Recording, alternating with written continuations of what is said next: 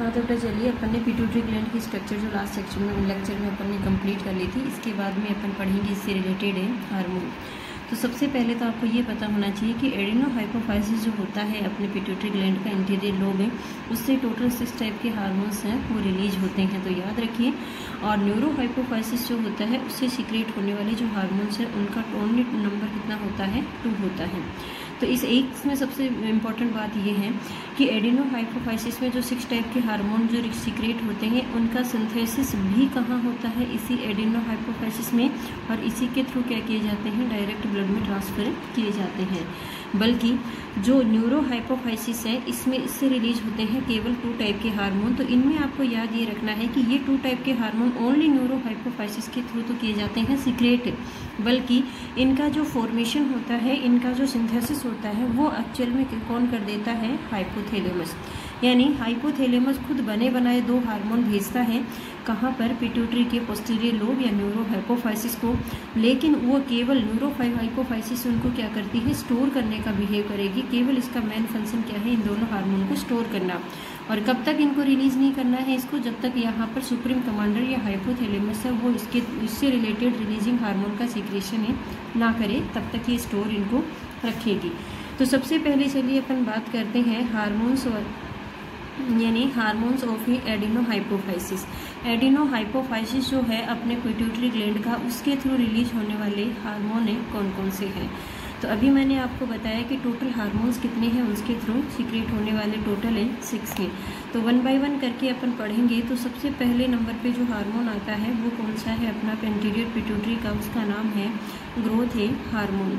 तो इसी growth hormone को क्या कहते हैं, सोमेटोट्रोपिन हार्मोन भी बोला जाता है। तो इसको क्या कहते हैं, सोमेटोट्रोपिन हार्मोन भी बोलते हैं।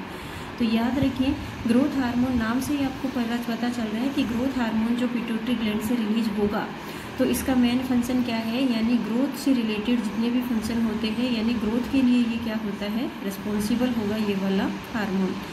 यानी जितने भी अपने कनेक्टिव टिश्यूज होते हैं, मसल्स होती हैं, बोन होती हैं, सबकी ग्रोथ के लिए रिस्पॉन्सिबल है कौन, ये ग्रोथ हार्मोन, जो कहाँ से रिलीज हो रहा है, एंटीरियर पिट्यूटरी या एडिनो हाइपोफाइसिस से। लेकिन अगर ये ग्रोथ हार्मोन है, इसका 2 तरह की प्रॉब्लम हो सकती है। एक तो होता है, वर्ड आता है हाइपोसिक्रेशन, हाइपोसिक्रेशन वर्ड आएगा एक तो, और एक वर्ड आता है हाइपर सिक्रेशन। तो हाइपो और हाइपर सिक्रेशन में जो डिफरेंस मेन ये है, हाइपो का मीनिंग होता है लेस और हाइपर का मीनिंग होता है मोर। अगर लेस अमाउंट में या कम सिक्रेशन होने लग जाए किसी भी हार्मोन का तो उसके लिए वर्ड आएगा आपके इस चैप्टर में हाइपो सिक्रेशन।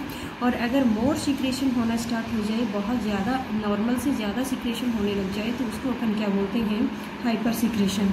तो अब ग्रोथ हार्मोन से रिलेटेड हाइपो सिक्रेशन से कौन कौन सी प्रॉब्लम हो सकती हैं और हाइपर सिक्रेशन से रिलेटेड कौन कौन सी प्रॉब्लम हो सकती हैं, उन डिजीज़ के बारे में अपन को पढ़ना है। और वो टोटल डिजीज़ कितनी पढ़ेंगे अपन, टोटल 4 पढ़ेंगे, क्योंकि वो एक तो अपन पढ़ेंगे हाइपो सिक्रेशन चाइल्डहुड कंडीशन में और एक अडल्ट स्टेज में। बिल्कुल ऐसे ही हाइपर सिक्रेशन को चाइल्डहुड और अडल्ट दोनों में आपको पढ़ना है और टोटल 4 डिजीज़ हैं वो आपको याद करनी है। चलिए पहले अपन बात करते हैं हाइपो सिक्रेशन, यानी हाइपोसिक्रेशन ऑफ क्या पढ़ना है आपको, hyposecretion of growth hormone. Growth hormone का हाइपोसिक्रेशन, हाइपोसिक्रेशन अभी मैंने बताया क्या होता है बेटा, लेस सिक्रेशन को अपन क्या बोलते हैं, हाइपोसिक्रेशन बोलेंगे। तो हाइपोसिक्रेशन या लेस सिक्रेशन अगर हो जाएगा ग्रोथ हार्मोन का, वो भी एक तो हो सकता है बेटा चाइल्डहुड कंडीशन में। तो चाइल्डहुड कंडीशन के कंडीशन में अगर लेस सिक्रेशन हो रहा है तो जो डिजीज़ होती है उस डिजीज़ का नाम क्या है, ड्वार्फिज्म नाम होगा। ड्वार्फिज्म का आपको सबको पता ही होगा, यानी हाइट है वो ग्रोथ है वो बिल्कुल क्या हो जाती है, रुक जाएगी, और उसकी बोन्स वगैरह हैं, मसल्स हैं, सबका जो ग्रोथ है वो रुक जाएगी, जिससे उसकी हाइट है वो बिल्कुल क्या रह जाती है, छोटी रह जाएगी, और जिस डिजीज़ को अपन ड्वार्फनेस या ड्वार्फिज्म बोला जाएगा। और ये जो ड्वार्फिज्म होते हैं ये भी 2 तरह के होते हैं बेटा। ड्वार्फिज्म या ड्वार्फ जो बच्चे होते हैं वो 2 तरह के होंगे। एक तो ऐसे होते हैं जो स्टेराइल होते हैं, स्टेराइल का मतलब क्या है, जिनमें बच्चे पैदा करने की कैपेसिटी नहीं होती, उनको अपन क्या बोलते हैं, स्टेराइल। तो स्टेराइल टाइप के ड्वार्फ होते हैं तो उनके लिए एक वर्ड और आता है अलग से, और उनको अपन क्या बोलते हैं, मिजेट्स बोलते हैं। बल्कि ऐसे नॉर्मल जो केवल उनकी हाइट छोटी होती है और बाकी कैसे होते हैं, फर्टाइल या नॉर्मल होते हैं, उनके लिए एक और वर्ड आता है और उसको अपन क्या बोल देते हैं, यानी एटलियोसिस बोल दिया जाएगा। तो ये कई बार पूछ लेते हैं एटलियोसिस क्या है, मिजेट्स क्या है। तो एक्चुअल में मिजेट्स और एटलेस ये दोनों ही क्या हैं, ड्वार्फिज्म या ड्वार्फिज्म जो है हाइपोसिक्रेशन ग्रोथ हार्मोन का हो रहा है, उससे होने वाली डिजीज़ है। अब अपन बात करते हैं अगर इसी हार्मोन का हाइपोसिक्रेशन हो जाए कब, अडल्ट में। तो अडल्ट के अंदर या एडोलसेंस के बाद में अगर हाइपोसिक्रेशन या लेस सिक्रेशन हो रहा है किसका, ग्रोथ हार्मोन का, तो जो डिजीज होती है उस डिजीज़ का नाम आपको याद रखना है। उसका नाम क्या है बेटा, साइमन डे डिजीज। याद रखिए, ये कई बार पूछ लेते हैं। तो साइमन डिजीज उसका नाम होगा। साइमन डिजीज का मीनिंग क्या है, अगर हाइपो या लेस सिक्रेशन होगा तो क्या होगा, उसके अंदर क्या हो जाएगा बेटा, यानी एडल्ट जो है उसके अंदर टिश्यूज जो होते हैं बॉडी के, उन टिश्यूज का क्या होगा, डीजनरेशन स्टार्ट हो जाएगा। यानी डीजनरेशन या अपने जो बॉडी के टिश्यूज हैं वो डैमेज होने लगते हैं, और वो डैमेज होने लग जाएंगे तो टाइम से पहले क्या आ जाती है, यानी ओल्ड अपेयरिंग आने लगती है, या ये आप बोल सकते हो कि अजेंग है वो आ जाएगी। अजेंग का मतलब बुढ़ापा है, वो टाइम से पहले आ जाता है। इसके बाद अपन बात करते हैं दूसरे नंबर पर जो आपको पढ़ना है वो क्या पढ़ना है बेटा, hyper secretion of growth hormone. तो हाइपर सिक्रेशन का मीनिंग क्या होता है, मोर, यानी मोर सिक्रेशन हो जाएगा, और वो भी किसका, ग्रोथ हार्मोन का। तो अगर नॉर्मल से ज़्यादा ग्रोथ हार्मोन बनेगा तो वो भी अपन को दो तरह से पढ़ेंगे। अगर ये हाई नॉर्मल से ज़्यादा चाइल्डहुड कंडीशन में क्या बन रहा है, अपना ग्रोथ हार्मोन नॉर्मल से ज़्यादा बन रहा है, तो उस कंडीशन में जो डिजीज़ है, वो जो डिजीज़ है उसका नाम क्या होगा बेटा, जाइजेंटिज्म उसको बोला जाएगा। और ये जाइजेंटिज्म डिजीज़ होती है, इसमें हाइट जो होती है वो 6 से 7 फीट तक, 7 से 8 फीट तक हो जाती है, यानी अबनॉर्मल हो जाती है। और साथ में उसकी मसल्स हैं, बोन है, वो भी बहुत ज़्यादा क्या हो जाती हैं, इसके अंदर इनलार्ज हो जाएंगी। और ऐसे ही अगर ये जो है एडोलसेंस के बाद में या अडल्ट के अंदर यही कंडीशन आ जाए hyper secretion of a growth hormone की, तो जो डिजीज़ हो जाएगी उस डिजीज़ का नाम क्या है, आपको याद रखना है, एक्रोमेगली उसको बोला जाएगा। इस एक्रोमेगली में एक्चुअल में होता क्या है, इसके अंदर जो बोन्स होती हैं वो बहुत ज़्यादा क्या हो जाती है, यानी इनकी जो बोन्स होती हैं वो बहुत ज़्यादा क्या हो जाएंगी, इनलार्ज हो जाएंगी। इसके अलावा अगर अपन देखें तो बॉडी की जो विड्थ है वो भी बहुत ज़्यादा हो जाएगी, और अपना वर्टिबल कॉलम जो होता है वो वर्टिबल कॉलम बिल्कुल क्या हो जाता है, पीछे से बेंड हो जाएगा। और ऐसी कंडीशन को अपन क्या बोलते हैं, कीफोसिस भी बोलते हैं। तो याद रखिए, वर्टिबल कॉलम का बेंड हो जाना क्या बोला जाता है, कीफोसिस बोला जाता है, वर्टिबल कॉलम का बेंड हो जाना। तो ये जो कंडीशन है इसको अपन क्या कहते हैं, एक्रोमेगली बोला जाएगा। तो आपको घबराना नहीं है कि कैसे हाइपर सिक्रेशन और हाई यानी हाइपोसिक्रेशन से रिलेटेड बहुत सी डिजीज हो जाएंगी। केवल और केवल आपको पिट्यूटरी ग्लैंड में ये हाइपर और हाइपोसिक्रेशन केवल किसका बढ़ना है, ग्रोथ हार्मोन का। जो ये अपन एक हार्मोन पढ़ चुके हैं, ग्रोथ हार्मोन कंप्लीट हो गया है। इसके बाद में दूसरे नंबर पे जो हार्मोन पिट्यूटरी ग्लैंड से रिलीज होने वाला है उसका नाम क्या है, गोनेडोट्रोपिन हार्मोन। तो ये जो आपको GTH या जिसको अपन क्या बोलेंगे, गोनेडोट्रोपिन हार्मोन बोला जाएगा। तो याद रखिए, गोनेडोट्रोपिन जो हार्मोन है वो कितने होते हैं बेटा, 2 होते हैं। आपको सबको पता है गोनाड ही 2 होंगे, तो ये भी 2 होंगे। तो ये गोनेडोट्रोपिन हार्मोन है वो 2 पढ़ने हैं आपको। एक तो इसके अंदर पढ़ना है बेटा, एक तो इसके अंदर हो जाएगा LH हार्मोन या ल्यूटिनाइजिंग हार्मोन, और दूसरा जो हार्मोन है वो कौन सा है, FSH हार्मोन या फॉलिकल स्टिमुलेटिंग हार्मोन। तो ये जो है इसका LH का नाम क्या है, ल्यूटिनाइजिंग हार्मोन, आप याद रखेंगे। और FSH जो है इसका अपन F का मीनिंग तो क्या है यहाँ पर, फॉलिकल स्टिमुलेटिंग हार्मोन इसको बोला जाएगा। तो ये फॉली स्टिमुलेटिंग हार्मोन है। तो ये दोनों जो हैं वो मेल और फीमेल दोनों में बनते हैं। तो इनका आपको एक याद करने का तरीका मैं बताती हूँ कि इन दोनों का फंक्शन क्या होता है। तो चलिए पहले अपन बात करते हैं ल्यूटिनाइजिंग हार्मोन की। तो आप कैसे याद करोगी, पहले अपन बात करते हैं किसकी, मेल की, फिर अपन बात करेंगे किसकी, फीमेल की, कि यही LH हार्मोन मेल में क्या करेगा और फीमेल में क्या करेगा। बिल्कुल ऐसे ही पहले अपन पढ़ेंगे फॉलिकल स्टिमुलेटिंग का मेल में क्या रोल है, और इसके बाद में अपन बात करेंगे फीमेल में क्या रोल है। पहले अपन आते हैं गोनेडोट्रोपिन हार्मोन जो है, जो गोनाडोट्रोपिन हार्मोन है, जो गोनाड होते हैं। मेल के अंदर तो गोनाड कौन होता है, 1 पेयर टेस्टिज होती हैं, और फीमेल के अंदर क्या होती है, तो ओवरी होती है 1 पेयर। ये गोनाड की तरह बिहेव करेंगी, अपना अपना हार्मोन सीक्रेट करेंगी, जो आपने पढ़ा है टेस्टिस से टेस्टोस्टेरोन हार्मोन रिलीज होता है, ओवरी से एस्ट्रोजन और प्रोजेस्टेरोन हार्मोन रिलीज होता है। लेकिन ये जो हार्मोन अपन बात करेंगे ये रिलीज होगी कब, जब पिट्यूटरी इनको क्या करेगी, स्टिमुलेट करेगी। पिट्यूटरी इनको ऑर्डर देगी, और पिट्यूटरी ऑर्डर किसके थ्रू देती है, इसे गोनेडोट्रोपिन हार्मोन के थ्रू देती है। तो ये अपन अगर गोनेडोट्रोपिन हार्मोन में LH हार्मोन है तो LH का मेल में क्या याद करना है, LH में मेल में L से याद रखोगे बेटा लेडिंग सेल्स। किसके याद रखोगे, leading cells. Leading cells actual में कौन सी होती हैं आपको पता ही होगा कि टेस्टोस्टेरोन जो हार्मोन होता है मेल के अंदर, तो टेस्टो हार्मोन के सीक्रेशन के लिए रिस्पॉन्सिबल जो सेल्स होती हैं उनको लेडिंग या इंटरस्टिटियल सेल बोलते हैं। तो इंटरस्टिटियल सेल्स जो है या लीडिंग सेल्स हैं उनके थ्रू टेस्टोस्टेरोन हार्मोन के सीक्रेशन को स्टिमुलेट करना काम होता है किसका, LH हार्मोन का। जबकि फीमेल में आप LH से क्या याद रखना है, L से आप लिख लोगे बेटा लुटाना। लुटाना का मीनिंग क्या है, यहाँ पर एग्स, यानी फीमेल के अंदर ओवुलेशन जो होता है, ओवुलेशन के थ्रू ओवरी में जो ओवम बनते हैं वो जब मेच्योर हो जाते हैं तो मेच्योर होने के बाद में उनको ओवरी से क्या किया जाता है, रिलीज किया जाता है ताकि वो फेलोपियन ट्यूब में ट्रांसफ़र होकर फर्टिलाइजेशन में पार्टिसिपेट कर सकें। तो ओवुलेशन के लिए रिस्पॉन्सिबल जो हार्मोन है वो फीमेल के अंदर कौन सा होता है, ल्यूटिनाइजिंग हार्मोन होता है। ऐसे ही अपन बात करते हैं FSH की। पहले अपन बात करेंगे FSH की किसमें, मेल में। तो मेल में आपको FSH में S से याद रखना है, और S से आपको क्या याद रखना है, सर्टोली सेल्स। आपको पता है टेस्टिस में सर्टोली सेल्स होती हैं, और वो सर्टोली सेल्स क्या करती हैं, जो मेल गेमिट की फॉर्म में स्पर्म बनता है उस स्पर्म को क्या प्रोवाइड करवाती हैं, वो न्यूट्रिशन प्रोवाइड करवाने का फंक्शन करेंगी। तो सर्टोली सेल्स उनके मेच्योर और उनकी सेल्स नंबर को बढ़ाने का काम करेगा मेल के अंदर FSH या फॉलिकल स्टिमुलेटिंग हार्मोन। और अगर ये फीमेल के अंदर FSH की बात करें तो फीमेल में आपको F से याद रखना है, और फीमेल के अंदर क्या है, F क्या है, यहाँ पर फॉलिकल सेल्स हैं। और आपको पता है ओवरी के अंदर जब तक ओवम या एग है वो मेच्योर नहीं हो जाता तब तक उसको बाहर से न्यूट्रिशन और प्रोटेक्शन प्रोवाइड करवाने के लिए फॉलिकल सेल्स होती हैं, जो बाद में मेच्योर होकर ग्राफियन फॉलिकल सेल्स में कन्वर्ट हो जाती हैं। तो फॉलिकल सेल्स का फॉर्मेशन करना फंक्शन होता है किसका, फॉलिकल स्टिमुलेटिंग हार्मोन का, फीमेल में, जो एक तरह का गोनेडोट्रोपिन हार्मोन होता है। चलिए बेटा तीसरा जो अपना पिट्यूटरी के एंटीरियर लोब से रिलीज होने वाला जो हार्मोन है अपना, उसका नाम क्या है, थायराइड स्टिमुलेटिंग हार्मोन।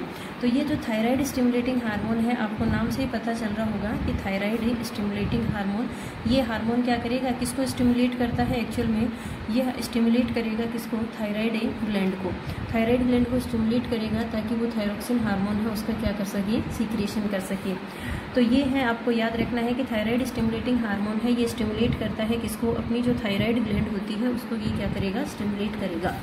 तो इसके बाद में चौथे नंबर पे जो हार्मोन आता है वो कौन सा है अपना, एड्रेनोकोर्टिकोट्रोपिक हार्मोन।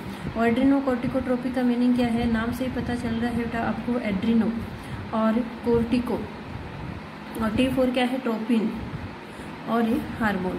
तो इसके नाम से ही पता चल रहा है आपको, मैंने बताया था कि एड्रीनो मतलब एड्रिनल ग्लैंड, और एड्रिनल ग्लैंड से रिलीज होने वाले हार्मोन्स को अपन क्या बोलते हैं, कोर्टिकोकोइड हार्मोन बोलेंगे अपन। तो ये एड्रेनोकोर्टिकोइड हार्मोन्स है, ये क्या है, जैसे ही अपने एंटीरियर पिट्यूटरी से रिलीज होगा ये स्टिमुलेट करेगा किसको, आपकी जो एड्रिनल ग्लैंड्स होती हैं उनको स्टिमुलेट करेगा। और एड्रिनल ग्लैंड को स्टिमुलेट करने के बाद में ताकि अपनी जो एड्रिनल ग्लैंड है वो क्या कर सकें, यानी जो अपने जो कॉर्टेक्स से 3 तरह के हार्मोन और मेडुला से एड्रेनलिन और नॉर एड्रेनलिन हार्मोन का सीक्रेशन वो स्टार्ट कर सकें। इसके बाद में 5वें नंबर पे जो अपना हार्मोन आता है वो कौन सा है, इसी के अंदर है लैक्टोजेनिक, या जिसको अपन क्या बोलते हैं, प्रोलैक्टिन हार्मोन बोलते हैं। तो ये जो है प्रोलैक्टिन हार्मोन है, इसका जो मेन फंक्शन होता है वो क्या होगा, प्रोलैक्टिन हार्मोन मैंने आपको बताया था कि ये जो मेमोरी ग्लैंड्स होती हैं फीमेल के अंदर, जो मेमोरी ग्लैंड्स हैं, मेमोरी ग्लैंड्स के डेवलपमेंट के लिए ये क्या होता है, रिस्पॉन्सिबल होता है हार्मोन है। और आपको पता है कि मिल्क के प्रोडक्शन के लिए भी रिस्पॉन्सिबल होगा, तो इसीलिए इसी हार्मोन में लैक्टोज शुगर होती है मिल्क में, इसीलिए इसको अपन क्या बोलते हैं, लैक्टोजेनिक हार्मोन भी कई बुक्स में इसको लिख दिया जाता है। इसके अलावा एक और नाम होता है, इसको मेमोरी ग्लैंड के डेवलपमेंट के लिए रिस्पॉन्सिबल है, इसीलिए इसको अपन क्या बोलते हैं, मेमोट्रोपिक हार्मोन भी इसको बोल दिया जाता है। तो ये 3 नाम है, याद रखिए, प्रोलैक्टिन हार्मोन हो गया, लैक्टोजेनिक हार्मोन हो गया और मेमोट्रोपिक हार्मोन। ये तीनों एक ही हार्मोन के नाम है जो फीमेल के अंदर मेमोरी ग्लैंड की डेवलपमेंट और मिल्क प्रोडक्शन के लिए क्या होता है, मिल्क के सीक्रेशन के लिए रिस्पॉन्सिबल होगा। इसके बाद में 6 नंबर पे जो हार्मोन आता है वो कौन सा है अपना मेलेनोसाइट स्टिमुलेटिंग हार्मोन या MSH हार्मोन है। तो ये जो है मेलेनोसाइट स्टिमुलेटिंग जो हार्मोन है, जो अपने लास्ट है अपनी एंटीरियर पिट्यूटरी से रिलीज होने वाला ये जो हार्मोन होता है, ये एक्चुअल में काम क्या करता है, यानी अपनी जो ये जो है ये क्या करेगा, ये जो हार्मोन है ये पिगमेंटेशन के लिए जो मेलानिन पिगमेंट होता है, जो मेलानिन पिगमेंट अपनी स्किन के लिए के कलर के लिए रिस्पॉन्सिबल होता है, उसके फॉर्मेशन का फंक्शन करेगा कौन, ये मेलेनोसाइट स्टिमुलेटिंग हार्मोन। तो इस तरह से ये टोटल 6 टाइप के हार्मोन जो आपको याद होने चाहिए एंटीरियर पिट्यूटरी से रिलीज होते हैं और इनका अपना अपना फंक्शन है, कंप्लीट है। केवल आपको हाइपर और हाइपोसिक्रेशन पढ़ना है ग्रोथ हार्मोन से रिलेटेड। इसके बाद में दूसरे नंबर पे जो अपन पढ़ेंगे बेटा वो कौन से पढ़ने हैं अपन को, यानी दूसरे नंबर पे अपन को पढ़ने हैं न्यूरोहाइपोफाइसिस के जो हार्मोन है।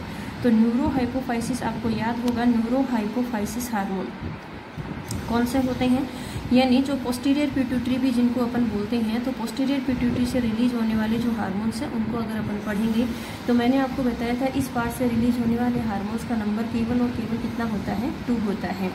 तो आपको मैंने ये भी बताया था साथ में कि न्यूरोहाइपोफाइसिस जो है वो केवल और केवल इन 2 हार्मोन्स को क्या करता है, स्टोर करता है। एक्चुअल में इनका सिंथेसिस तो कहाँ हो चुका होता है, ऊपर हाइपोथैलेमस में हो चुका होता है। तो हाइपोथैलेमस क्या करता है, अपनी 2 हार्मोन बनाकर ट्रांसफर कर देता है किसको, पोस्टीरियर पिट्यूटरी को या न्यूरोहाइपोफाइसिस को, जो इसको स्टोर करती है। तब तक हाइपोथैलेमस इनके सीक्रेशन का ऑर्डर इनको रिलीजिंग हार्मोन के थ्रू नहीं देता है। तो ये जो एक्चुअल में हार्मोन है 2 जो इम्पोर्टेंट है, एक तो है इसके अंदर ADH हार्मोन। ADH की फुल फॉर्म क्या है, A फॉर है यहाँ पर एंटी और डाईयूरेटिक, एंटी डाईयूरेटिक हार्मोन हो गया एक तो, और एंटी डायूरेटिक हार्मोन है। और दूसरा क्या है, इसी का हार्मोन का दूसरा नाम है, तो इसी को अपन क्या बोलते हैं, वेसोप्रेसिन हार्मोन भी बोला जाता है। तो वेसोप्रेसिन बोलो या एंटी डायूरेटिक हार्मोन बोलो। एंटी का मतलब क्या होता है, अपोजिट, और यूरेटिक का मतलब क्या होता है, डाई का मतलब क्या है यहाँ पर, डबल, और यूरेटिक का मतलब क्या है, यूरिन, मतलब अपने यूरिन के डबल होने के अपोजिट काम करेगा ये एंटी डायूरेटिक हार्मोन। यानी इसका जो मेन फंक्शन क्या होगा, यूरिन को डबल नहीं होने देता। मतलब डबल कब होगा यूरिन, जब वाटर की कंसंट्रेशन अपनी बॉडी में हाई हो जाएगी। अगर अपने नेफ्रॉन जो होते हैं किडनी के, वो अगर एक्स्ट्रा वाटर को अब्जॉर्ब नहीं करेंगे तो एक्स्ट्रा वाटर है वो यूरिन के थ्रू बॉडी से बाहर आएगा, लेकिन उस एक्स्ट्रा वाटर के रीअब्जॉर्प्शन का हेल्प कौन करवाता है, ये एंटी डायूरेटिक हार्मोन। तो याद रखिए एंटी डायूरेटिक हार्मोन जो होता है इसका मेन फंक्शन क्या होता है, ये जो एक्स्ट्रा वाटर होता है, एक्स्ट्रा वाटर जो है जो कहाँ पर होता है, एक्स्ट्रा वाटर कहाँ पर होगा, अपने जो नेफ्रॉन होते हैं किडनी के उनके अंदर, उन एक्स्ट्रा वाटर को नेफ्रॉन में क्या करेगा, रीअब्जॉर्प्शन को क्या करता है, रीअब्जॉर्प्शन को रोकने का काम करेगा, यानी रीअब्जॉर्प्शन को बैन करेगा, रोकेगा, एक्स्ट्रा वाटर को ये रिलीज नहीं होने देता है। और इसके अलावा अपन बात करें तो इसके अलावा ये भी कह सकते हैं अपन कि ये एंटी डायूरेटिक जो हार्मोन है, अगर इसकी डेफिशिएंसी हो जाए, ADH का क्या हो जाएगा, डेफिशिएंसी मतलब इसका क्या हो जाए, हाइपोसिक्रेशन हो जाए आपकी बॉडी के अंदर। हाइपोसिक्रेशन मतलब इसका लेस सिक्रेशन हो जाए। तो लेस सिक्रेशन मैंने अभी बताया था कि अगर सिक्रेशन इसका कम हो गया तो क्या होगा कि वाटर है उसका रीअब्जॉर्प्शन नहीं हो पाएगा, रीअब्जॉर्प्शन नहीं होगा तो अपना यूरिन क्या हो जाएगा, डबल, और यूरिन के साथ में क्या हो जाएगा, बहुत ज़्यादा यूरिन का फॉर्मेशन होने लग जाएगा। तो इसके अंदर क्या बनेगा बेटा, यानी एक्स्ट्रा यूरिन बनेगा। तो एक्स्ट्रा यूरिन बनेगा तो यूरिन की अमाउंट क्या हो जाती है, डबल हो जाएगी, और जिससे क्या है, इस डिजीज़ को अपन क्या बोलते हैं, जो एक कॉमन सी डिजीज़ है जिसको अपन क्या बोलते हैं बेटा, डायबिटीज़ इंसिपिडस बोला जाएगा। इंसिपिडस डिजीज़ को अपन बोलते हैं। डायबिटीज़ इंसिपिडस जो डिजीज़ है उसके अंदर यूरिन बहुत ज़्यादा लगता है। क्यों? क्योंकि बॉडी में हाइपोसिक्रेशन या लेस सिक्रेशन हो चुका है एंटी डायूरेटिक हार्मोन का, जिससे एक्स्ट्रा वाटर है वो यूरिन के साथ बॉडी से क्या हो रहा है, बाहर रिलीज हो रहा है, जिससे बार बार यूरिन जाना पड़ता है पेशेंट को। और अगर ब्लड के अंदर, बॉडी के अंदर वाटर की डेफिशिएंसी हो जाएगी तो अपना जो ब्लड होता है पेशेंट का, वो ब्लड कैसा हो जाएगा बेटा, बहुत ज़्यादा थिक हो जाएगा, और थिक हो जाएगा तो उसके अंदर ब्लड प्रेशर है वो भी क्या हो जाता है, हाई हो जाता है। तो ब्लड प्रेशर बढ़ेगा, ब्लड है वो थिक हो जाएगा, यूरिन की अमाउंट है बहुत ज़्यादा होती है या बार बार यूरिन जाना पड़ता है, और इसको डायबिटीज़ इंसिपिडस डिजीज़ बोलेंगे, जो एक कॉमन डिजीज़ है, इंपॉर्टेंट भी है। और ये एक्चुअल में इसका रीज़न क्या है, लेस या hyposecretion of anti diuretic hormone जो है इसका रीज़न होता है। मैंने इसके अलावा अगर अपन बात करें तो दूसरे नंबर पे जो हार्मोन आपको पढ़ना है उसका जो नाम है वो कौन सा है बेटा, जिसको अपन बोलते हैं ऑक्सीटोसिन हार्मोन। तो ये ऑक्सीटोसिन हार्मोन है, इसका भी एक और वर्ड आता है जिसको अपन बोलते हैं बेटा पिटोसिन हार्मोन भी बोला जाता है। तो ये जो हार्मोन है इनसे रिलेटेड एक मेन जो बात आपको याद रखनी है कि ऑक्सीटोसिन हार्मोन है इसको अपन क्या बोलते हैं, मदर हार्मोन भी बोला जाएगा। तो ये मदर हार्मोन क्यों बोलते हैं, तो याद रखिए मदर हार्मोन इसको इसलिए बोलेंगे कि एक तो होता है मिल्क का सिंथेसिस करना, तो मिल्क के सिंथेसिस के लिए रिस्पॉन्सिबल हार्मोन तो अपन ने अभी पढ़ा है बेटा कौन सा, prolactin hormone. Prolactin hormone milk का सिंथेसिस करवाएगा मिल्क ग्लैंड के अंदर। तो सिंथेसिस अगर मिल्क का पूछें तो वो तो है प्रोलैक्टिन हार्मोन, लेकिन अगर मिल्क का सीक्रेशन पूछें, रिलीज पूछें, तो सीक्रेशन के लिए रिस्पॉन्सिबल होता है कौन सा, ये ऑक्सीटोसिन हार्मोन। तो मिल्क सीक्रेशन के लिए रिस्पॉन्सिबल है ये, इसीलिए अपन इसको क्या बोलते हैं, मदर हार्मोन। और एक्चुअल में इसका सीक्रेशन होता कब है, यानी जो न्यूबॉर्न बेबी होता है या जो चाइल्ड है वो जैसे ही अपनी मदर के मेमोरी ग्लैंड की जो निप्पल होती हैं उनको मुंह में लेता है और उनको प्रेस आउट करता है, तो जो पोस्टीरियर पिट्यूटरी है उससे ऑक्सीटोसिन हार्मोन है वो रिलीज होगा, जिससे मिल्क का सीक्रेशन है उतना ही ज़्यादा बढ़ता चला जाएगा। और जो मेटरनल बिहेवियर होता है न्यूबॉर्न चाइल्ड के लिए अपनी मदर का, वो भी इसी हार्मोन के बेसिस पर होता है, इसीलिए इसको ऑक्सीटोसिन हार्मोन को मदर हार्मोन है वो भी बोला जाएगा। इसके अलावा दूसरा जो मेन फंक्शन है वो इसका वो क्या है, इसके अंदर ऑक्सीटोसिन हार्मोन क्या करता है बेटा, जो आपने पढ़ा होगा डिलीवरी के टाइम जो प्यूबिस सिम्फायोसिस नाम का एक जॉइंट होता है दोनों पेल्विक्स के गर्डल के अंदर, तो सिम्फायोसिस जो जॉइंट है प्यूबिस सिम्फायोसिस उसको रिलैक्स करवाने में भी हेल्प करता है रिलैक्सन हार्मोन की तरह। और डिलीवरी में ये क्या करवाएगा, यानी फैसिलिटीज़ प्रोवाइड करवाएगा। और कई बार आपने देखा होगा कि जो इंजेक्शन वगैरह देते हैं हॉस्पिटल में पिटोसिन का, अगर मान लो किसी यानी प्रेग्नेंट लेडी को अगर लेबर पेन स्टार्ट नहीं होते हैं तो उस लेबर पेन को स्टार्ट करने के लिए एक्चुअल में क्या करते हैं बेटा, पिटोसिन होता है, उस पिटोसिन हार्मोन के इंजेक्शन है वो भी दिए जाते हैं। तो इस तरह से चलिए बेटा तीसरे नंबर पे जो अपन ले रहे हैं हाइपोथैलेमस पढ़ लिया, पिट्यूटरी ग्लैंड पढ़ लिया। तीसरे नंबर पे जो अपनी ग्लैंड आती है वो कौन सी है, थायराइड ग्लैंड। तो आपको पता है कि थायराइड ग्लैंड जो होती है उसके अंदर सबसे पहले तो अपन बात करते हैं इसकी, ये कि थायराइड ग्लैंड जो होती है इसको अपन क्या बोलते हैं, यानी इसको ये तो अपन बोल सकते हैं एक तरह से लाइफ की बेसिक मेटाबॉलिज्म रेट जो होती है उसको ये क्या करती है, कंट्रोल करती है। तो अपन IQ लेवल या भी बोल सकते हैं एक्चुअल में इसको, या लाइफ सेविंग हार्मोन इस तरह से भी इसको नाम दिया जाता है, जो आगे अपन पढ़ेंगे। तो सबसे पहले तो अपन बात करते हैं क्या इसकी पोजीशन की। तो थायराइड ग्लैंड है, सबसे पहले इसकी पोजीशन अगर आप देखना चाहो तो ये कहाँ पर होती है, जो सर्वाइकल रीजन होता है उसमें ये प्रेजेंट होती है।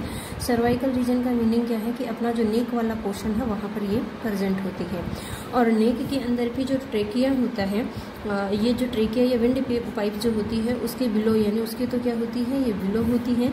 और इधर जो अपनी क्या है, यानी ये जो उसोफेगस होती है, उसोफेगस के ये जस्ट क्या होती है, अपर साइड में होती है। तो इन दोनों के बिटवीन या बीच के अंदर प्रेजेंट होती है अपनी थायराइड ग्लैंड। अब अगर अपन शेप देखना चाहो तो थायराइड जो ग्लैंड होती है इसकी जो लगभग आपको शेप है वो इस तरह से दिखेगी, यानी कैपिटल H की जैसी क्या होती है बेटा, इसकी शेप होती है। और कैपिटल H जैसी इसकी शेप है। और इसके अंदर अपन बात करें तो 2 लोब आपको दिख रहे हैं, तो ये इसकी स्ट्रक्चर को अपन क्या बोलेंगे, बाई लोब्ड इसको बोला जाएगा। और इसके बीच में ये जो क्या है कि दोनों लोब को कनेक्ट करने के लिए बीच में जो जॉइंट है इसको अपन क्या बोलते हैं, स्थमस बोला जाएगा। अब अपन बात करते हैं कि इसके जो दोनों लोब्स हैं इनके अंदर क्या होता है, एक स्पेशल टाइप की सेल्स होती हैं। और स्पेशल टाइप की सेल्स हैं इनको अपन क्या बोलते हैं बेटा, फॉलिकल सेल्स बोलेंगे, जो एन्यूमेरस होती हैं, बहुत ज़्यादा नंबर में होती हैं। तो ये फॉलिकल सेल्स हैं वो प्रेजेंट होती हैं। और इन्हीं फॉलिकल सेल्स के अंदर क्या होता है, एक कोलाइडल थिक लिक्विड होता है जिसको अपन क्या बोलते हैं, यानी ये जो लिक्विड होता है जिसको अपन क्या बोलेंगे बेटा, यानी जिसको आयोडोग्लोबुलिन बोला जाएगा। तो ये आयोडोग्लोबुलिन नाम का एक कोलाइडल जो सॉल्यूशन होगा वो इन्हीं फॉलिकल सेल्स के अंदर क्या है, प्रेजेंट होता है।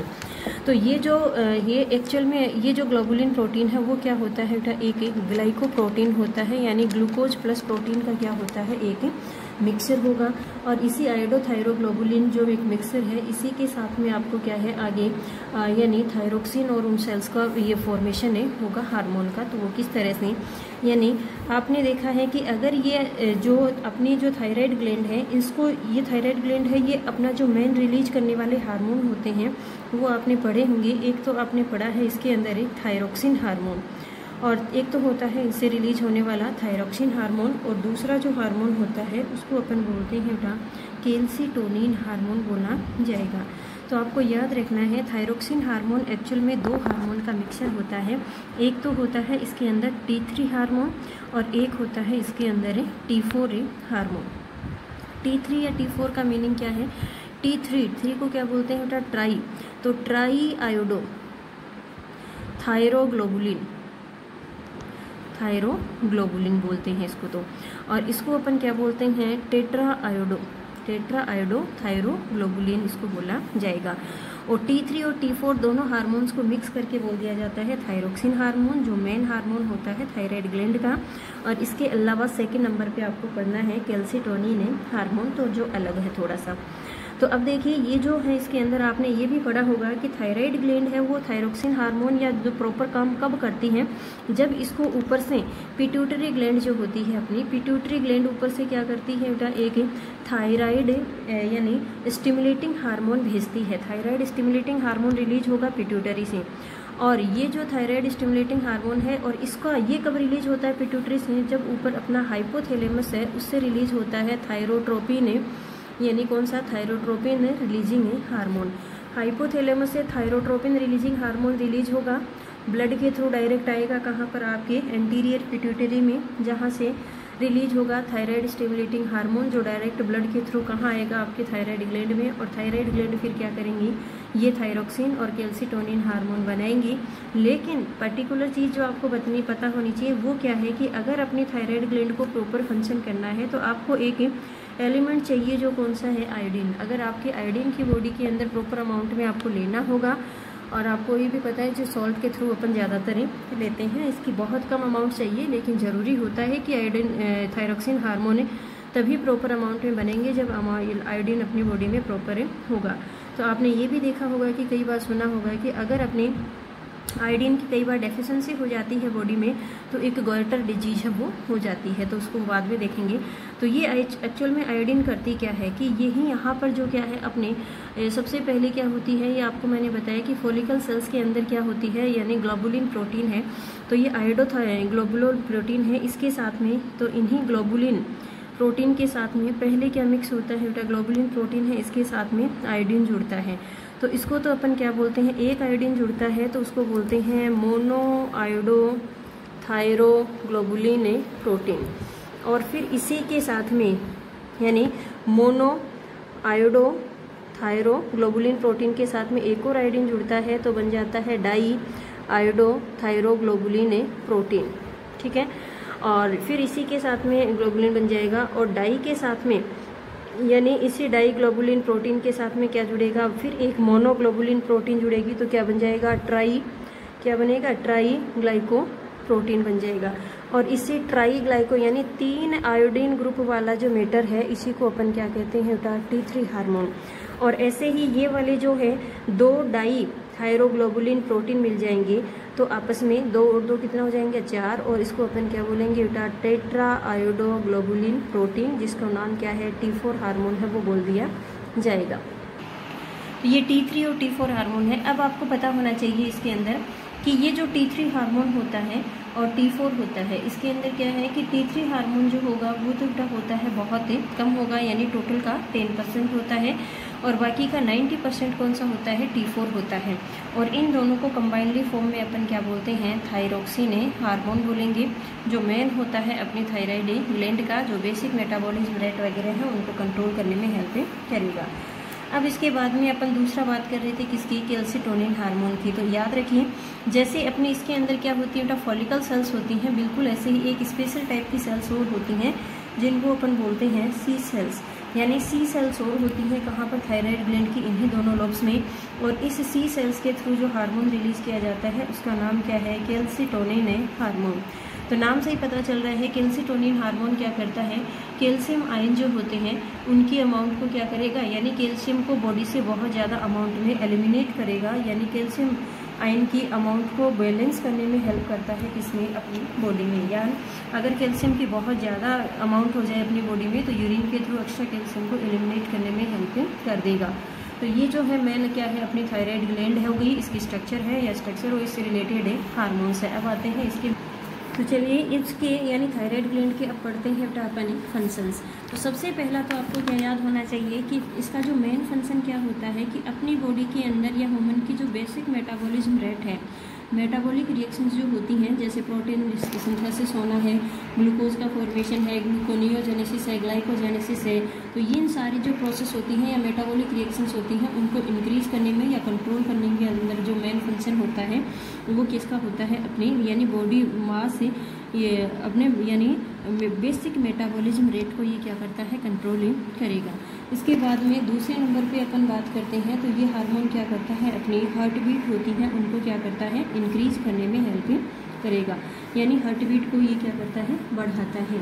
इसके अलावा अपन देखें तो इसका जो ऑस्मोटिक रेगुलेशन जो होता है, यानी ओस्मो रेगुलेशन का मेन फंक्शन भी किसी का होता है, इसी ग्लैंड का होगा, तो ओस्मो रेगुलेशन में हेल्प करेगा। इसके अलावा ये क्या करेगा, यानी जो अपने न्यूरो हार्मोन्स होते हैं जिनको अपन क्या बोलते हैं, एड्रिनल ग्लैंड, तो एक तो होता है एड्रिनल ग्लैंड से एड्रिनलिन हार्मोन इसके मेडुला से, और एक होता है नॉर एड्रिनलिन हार्मोन। तो एड्रिनलिन और नॉर एड्रिनलिन हार्मोन की सीक्रेशन को भी क्या करता है, इंक्रीज करवाने में हेल्प करेगा। मतलब क्या है, एक तरह से कोई इमरजेंसी आती है तो ये एड्रिनलिन और नॉर एड्रिनलिन आपको उस इमरजेंसी के लिए प्रिपेयर करते हैं, तो उसी टाइम क्या है, इनके सीक्रेशन करवाने का काम भी कौन करता है, ये अपना थायरोक्सिन या थायराइड ग्लैंड है, इसी से रिलेटेड हार्मोन है वही करते हैं। सबसे इम्पॉर्टेंट फंक्शन जो है वो आपको याद रखना है कि फ्रॉग का जो टेडपोल लार्वा होता है, फ्रॉग का लार्वा जो है उसका नाम क्या है, टेडपोल लार्वा। तो आपने देखा होगा कि टेडपोल लार्वा के अंदर तो क्या होती है, टेल प्रेजेंट होती है, लेकिन अडल्ट फ्रॉग के अंदर टेल वो प्रेजेंट नहीं होती। तो अगर अपन बात करें तो यानी अडल्ट का लार्वा का अडल्ट में कन्वर्ट होना, लार्वा का अडल्ट में कन्वर्ट होना क्या बोला जाता है, मेटामॉर्फोसिस। क्या बोलते हैं अपन, मेटामॉर्फोसिस। तो मेटामॉर्फोसिस को कंट्रोल करना मेन फंक्शन होता है किसका, इसी थायराइड ग्लैंड का या थायराइड ग्लैंड से रिलीज होने वाले हार्मोन का। तो आपको पूछें कि अगर थायरॉक्सिन हार्मोन की डेफिशिएंसी हो जाए तो टेडपोल लार्वा का अडल्ट के अंदर मेटामॉर्फोसिस या इसके अंदर चेंजमेंट है वो नहीं हो पाएगा, और साथ में अडल्ट का फॉर्मेशन है वो रुक ही जाएगा। तो इस तरह से आपको इसके जो मेन 3 या 4 जो फंक्शन है वो आपको, तो सबसे एक्स्ट्रा क्वेश्चंस में जो आता है वो टेडपोल लार्वा वाला क्वेश्चन है वही पूछा जाएगा। अब आपको पता होना चाहिए कि अगर कोई भी ग्लैंड है तो उसका हाइपोसीक्रेशन भी होगा और एक हाइपर सीक्रेशन भी होगा। तो सबसे पहले अपन बात करते हैं इसकी हाइपोसीक्रेशन की। हाइपोसीक्रेशन में कई बार बता चुकी हूँ, यानी लेस सिक्रेशन अगर होता है थायराइड ग्लैंड से रिलीज होने वाले हार्मोन का, तो कौन कौन से डिजीज हैं आपकी बॉडी के अंदर अपीयर हो सकती हैं। और इस डिजीज़ को अपन क्या बोलते हैं, तो हाइपोसिक्रेशन से जो डिजीज होंगे उसको बोलते हैं हाइपोथायराइडिज्म, और अगर हाइपर सिक्रेशन से जो होंगे उनको हाइपर थायराइडिज्म बोला जाएगा, नाम के अकॉर्डिंग है वो। तो अब अपन बात करते हैं हाइपर थायराइडिज्म के बारे में। तो अगर नॉर्मल से बात करें अपन, तो यदि इसकी जो सिक्रेशन है वो क्या हो जाएगा, लेस सिक्रेशन हो जाएगा। अगर सिक्रेशन कम हो जाएगा तो क्या होगा, जो थायरोक्सिन हार्मोन है उस थायरोक्सिन हार्मोन की अमाउंट भी क्या हो जाएगी, थायरोक्सिन हार्मोन की अमाउंट क्या हो जाएगी, तो डिक्रीज हो जाएगी। और ये हार्मोन जब डिक्रीज हो जाएगा तो क्या होगा, यानी आपकी बॉडी के अंदर रेस्पिरेशन की जो रेट है वो क्या हो सकती है, रेस्पिरेशन की रेट है वो डिक्रीज हो जाएगी, और टायर्ड या थकान रहेगी एनी टाइम, हार्ट बीट है वो भी कम हो जाती हैं। इसके अलावा अगर अपन देखें तो काम करने की कैपेसिटी है वो बिल्कुल क्या हो जाती है, रिड्यूस हो जाएगी। तो इस तरह की डिजीज है वो हो जाती हैं। इसके अलावा अपन दूसरी जो डिजीज़ बात करते हैं, और ऐसी डिजीज़ को अपन क्या बोलते हैं, तो हाइपोथायराइडिज्म, यानी लेस सिक्रेशन हो गया, थायरोक्सिन की अमाउंट कम, तो रेस्पिरेशन की रेट कम, मेटाबॉलिक रिएक्शंस की रेट कम, हार्ट बीट कम, हर चीज़ क्या हो जाती है, कम हो जाती है। दूसरी जो डिजीज़ की अगर अपन बात करते हैं तो वो कौन सी है, इसके अंदर क्रेटिनिज्म डिजीज़ है। क्रेटिनिज्म जो डिजीज़ है ये भी हाइपोसिक्रेशन के कारण ही होने वाली डिजीज़ है, और इसके अंदर क्या होता है बेटा, यानी मेन जो है, जो बच्चे होते हैं उनकी हाइट बिल्कुल क्या हो जाती है, बहुत कम रह जाएगी, और उन बच्चों को अपन क्या बोलते हैं बेटा, क्रेटिन्स बोल दिया जाएगा। और ये ज़्यादातर आपको 14 से लेकर 16 ईयर के जो बच्चे हैं उनके अंदर आपको ये प्रॉब्लम है वो देखने को मिल सकती है। और इनके अंदर अगर आप देखो तो क्या हो जाएगा, यानी इनका पेट है या बेली है वो बाहर की तरफ आ जाएगी, और फिर इसी के अंदर अगर अपन देखें तो इनकी टंग है वो पीछे की तरफ क्या हो जाती है, बेंड हो जाती है। BMR है वो भी नॉर्मल से इनका कम हो जाएगा। और ये बच्चे कैसे होते हैं, स्टेराइल होते हैं, यानी इनमें फर्टिलिटी या इसके अंदर अपन बात करें तो न्यूबॉर्न बेबी या फर्टाइल होने की कैपेसिटी है वो इसमें रिड्यूसिंग हो जाएगी।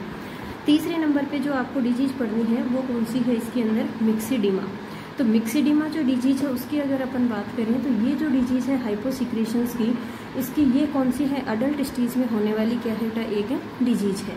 इससे एक्चुअल में होता क्या है कि स्किन जो होती है फेस पे, स्किन पे, फेस की और हाथों की जो स्किन होती है उस पर क्या हो जाते हैं पफिनेस या रेड कलर के क्या हो जाते हैं, स्पॉट हो जाते हैं। इसके अलावा अगर अपन बात करें तो इनका BP है, BMR है, हार्ट बीट है, हर चीज़ नॉर्मल से क्या हो जाएगी, कम हो जाएगी। और स्किन है वो येलो कलर की हो जाती है, यानी बिल्कुल ही डल हो जाती है। और इसी तरह की जो क्या है इसकी मेमोरी है वो भी क्या हो जाएगी, लॉस हो जाएगी। तो इस डिजीज़ को अपन क्या बोलते हैं बेटा, मिक्सिडिमा। मेमोरी का लॉस हो जाना, स्किन का डल हो जाना, पफनेस हो जाना स्किन के, ये फेस और हैंड के जो है, BMR का लॉस हो जाना यानी कम हो जाना, हार्ट बीट का कम हो जाना, रेस्पिरेटरी रेट है उसका कम हो जाना, BP का लो हो जाना, और टायर्ड या थकान का आना इस तरह से। तो ये काम करने की कैपेसिटी का लॉस होना, मेमोरी का लॉस होना, ये सारे सिम्टम अगर हैं वो किसके हैं, मिक्सिडिमा के आपको देखने को मिल सकते हैं। अब इसके बाद में चौथे नंबर पे जो मैंने आप कई बार पढ़ चुके हो, जो छोटी क्लासेस से पढ़ते आ रहे हो, वो डिजीज़ कौन सी है, गॉइटर। तो गॉइटर जो डिजीज़ होती है वो एक्चुअल में क्या होता है कि ये जो आयोडीन की डेफिशिएंसी से होने वाली डिजीज़ है कि आयोडीन के अगर आपके फूड आइटम है उनके अंदर आयोडीन अगर प्रॉपर नहीं ले रहे हो, तो अभी मैंने आपको बताया था कि फॉलिकल सेल्स होती हैं उनके अंदर पहले से आयोडोथायरोग्लोबुलिन प्रोटीन होती है। तो अगर उसको क्या नहीं मिलेगा, आयोडीन नहीं मिलेगा, तो ना तो T3 हार्मोन बनेगा ना T4 बनेगा, और ये दोनों नहीं बनेंगे तो थायरोक्सिन नहीं बनेगा। तो अगर ये आयोडीन की डेफिशिएंसी हो जाएगी तो ये फॉलिकल सेल्स हैं, इनके अंदर जो थायरोग्लोबुलिन प्रोटीन है वो तो पड़ा ही रहेगा, और वो T3 T4 में कन्वर्ट नहीं हो पाएगा, जिससे नेक वाले पोर्शन में क्या आ जाती है, स्वेलिंग आ जाती है। और उसी डिजीज़ को अपन क्या बोलते हैं, गॉइटर डिजीज़ है वो बोला जाता है। एक्चुअल में ये आयोडीन की डेफिशिएंसी से होने वाले डिजीज़ है, हिल स्टेशन होते हैं वहाँ पर ये ऐसी डिजीज़ आपको देखने को नहीं मिलती। इसके बाद में 5वें नंबर पे जो डिजीज़ आती है उसको अपन क्या बोलते हैं, हाशिमोटो डिजीज़। और ये बहुत इंपॉर्टेंट है, कई बार आता है एग्जाम में। तो हाशिमोटो डिजीज़ एक्चुअल में होता क्या है, तो आपको पता होना चाहिए कि ये डिजीज़ जो है वो एक्चुअल में क्या है कि अगर मान लो किसी पेशेंट को थायराइड की प्रॉब्लम होती है और वो लंबे टाइम तक एंटीबायोटिक मेडिसिन लेता रहता है, तो वो एंटीबायोटिक्स हैं वो क्या करती हैं, उन्हीं की उसी पेशेंट की बॉडी के अंदर क्या करने लगती हैं, यानी थायराइड की सीक्रेशन को क्या करवा देती हैं, कम करवा देती हैं, लेस या हाइपोसिक्रेशन करवा देती हैं। और थायराइड ग्लैंड है उसी की सेल्स को वो क्या करने लग जाती हैं, एंटीबायोटिक्स हैं वो थायराइड ग्लैंड्स की सेल्स हैं उन्हीं को क्या करेंगी, डिजेनरेट करने लग जाएंगी। और इसे डिजेनरेट करने के कारण थायराइड ग्लैंड की साइज़ है या शेप है वो रिड्यूस होती चली जाएगी। इसीलिए इस डिजीज को अपन क्या बोलते हैं बेटा, suicide of A thyroid. Thyroid की एक तरह से सुसाइड हो जाएगी, धीरे धीरे थायराइड ग्लैंड है वो भी गायब होने लग जाएगी, और इस डिजीज़ को अपन क्या बोलते हैं बेटा, हाशिमोटो डिजीज़। और सबसे इम्पोर्टेंट बात है कि ये एक्चुअल में क्या है, एक यानी ऑटो इम्यूनो डिजीज़ है। याद रखिए, ऑटो इम्यूनो डिसऑर्डर या डिजीज़ होता है, उसका मतलब क्या है, ऑटो मतलब सेल्फ, खुद अपने बॉडी के अंदर खुद ही जो एंटीबायोटिक्स हैं उन्होंने ही क्या कर दिया है, थायराइड ग्लैंड्स की सेल्स को डिजेनरेटिंग कर दिया है, इसीलिए इसको ऑटो इम्यूनो डिसऑर्डर भी अपन बोल सकते हैं। इसके बाद में अगला जो टॉपिक आपको पढ़ना है वो क्या है बेटा, हाइपर सीक्रेशन। हाइपर सीक्रेशन का मीनिंग क्या होता है, यानी मोर सीक्रेशन, नॉर्मल से ज़्यादा सीक्रेशन अगर होगा थायराइड ग्लैंड का तो क्या हो जाएगा, इसके कारण भी आपको कई डिजीज़ें हो सकती हैं। तो जो नॉर्मल है आपको याद रखनी है। सबसे पहले अपन बात करते हैं बेटा प्लूमर डिजीज़ की। तो प्लूमर डिजीज़ जो होता है इसके अंदर क्या होगा, अगर मान लो नॉर्मल से ज़्यादा क्या है, थायरोक्सिन हार्मोन का सीक्रेशन अगर आपकी थायराइड ग्लैंड करेगी तो क्या हो सकता है, थायराइड ग्लैंड के अंदर ट्यूमर की कंडीशन हो सकती है, और उसी ट्यूमर फॉर्मेशन को क्या बोला जाता है, प्लूमर डिजीज़ बोला जाएगा। दूसरी जो डिजीज़ है वो कौन सी है बेटा, इसके अंदर ग्रेव डिजीज़ है। तो ये जो ग्रेव डिजीज़ है इसके बारे में आपको क्या याद रखना है, एक्चुअल में ये जो डिजीज होती है इसके अंदर होता क्या है, इस कंडीशन के अंदर थायराइड ग्लैंड है उसके अंदर क्या आ जाती है, स्वेलिंग आ जाएगी। और स्वेलिंग किससे होगा, यानी उसके अंदर थिक ये ग्लाइकोप्रोटीन है उसका डिपोजिशन हो जाएगा और इससे जो उस पर स्वेलिंग आती है और थायराइड ग्लैंड पर स्वेलिंग आने की यही कंडीशन क्या बोली जाती है, ग्रेव डिजीज बोली जाएगी। तो एक तो अगर आपको ये कहें कि अगर ये थायराइड ग्लैंड है वो फूल गई है, स्वेलिंग आ गई है हाई यानी लेस सिक्रेशन से, तो उसको बोलेंगे गॉइटर। और हाइपर सिक्रेशन में उसी डिजीज का एक्चुअल में नाम क्या है, ग्रेव डिजीज का वो दे दिया गया है। तीसरे नंबर पे जो इसके अंदर डिजीज आती है वो कौन सी है, यानी एक्जोथेल्मिक, उसको अपन क्या बोलते हैं, एक्जोथेल्मिक गॉइटर भी बोलते हैं। तो ये एक्जोथेल्मिक गॉइटर होता है, इसके अंदर भी क्या है, ओवर सीक्रेशन जैसे ही हो जाएगा थायराइड ग्लैंड से रिलीज होने वाले हार्मोन्स का, तो इसके अंदर भी नेक वाला पोर्शन है उसके अंदर क्या आ जाएगी, स्वेलिंग आ जाएगी। और इसमें आईबॉल जो होते हैं, आईबॉल है वो क्या है बेटा, ब्लंगिंग करने लगते हैं यानी बाहर की साइड आ जाते हैं, जिससे बहुत ही उसकी आईज होती हैं पेशेंट की वो बहुत ज़्यादा डेंजरस होती हैं। और इस डिजीज को एक्जोऑप्थेल्मिक यानी ऑप्थेल्मिक का मतलब क्या होता है, यानी ऑप्थेल्मिक कैविटी जिसके अंदर आईबॉल प्रेजेंट होते हैं, तो इसके अंदर आईबॉल है वो क्या है बेटा, बाहर की तरफ आ जाएगा और इस तरह से ये डिजीज हो जाएगी। तो इस तरह से आपकी थायराइड ग्लैंड है वो कंप्लीट हो चुकी है।